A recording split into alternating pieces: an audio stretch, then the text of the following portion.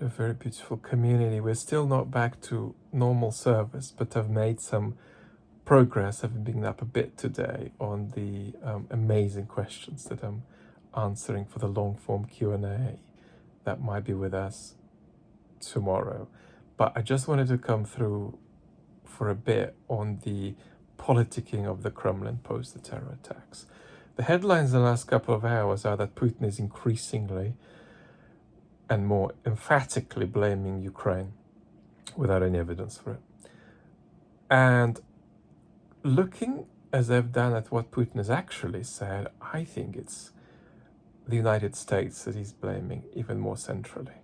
So that's quite significant. And the question arises, is this a lie he's come up with, or is this a lie he's partly fallen for?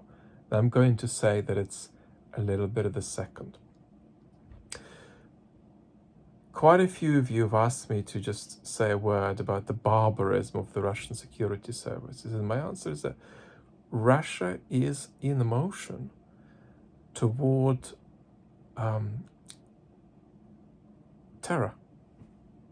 And it's helpful to think of it in terms of perhaps even being where it's not yet, because it's heading there in a fairly inevitable way.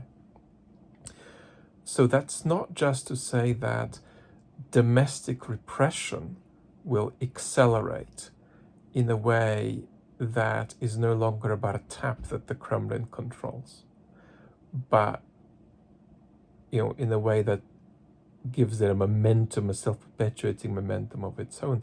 But barbarism will accelerate in the same way. There'll be a kind of self-perpetuating slide, self-perpetuating normalization of the kind of thing we have seen.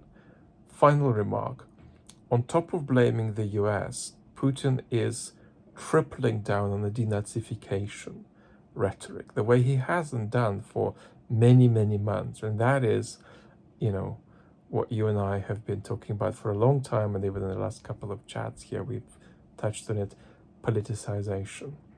So that's all I've got for today, but I want to be with you very, very substantively, hopefully, in a more vertical situation tomorrow. Lots of love.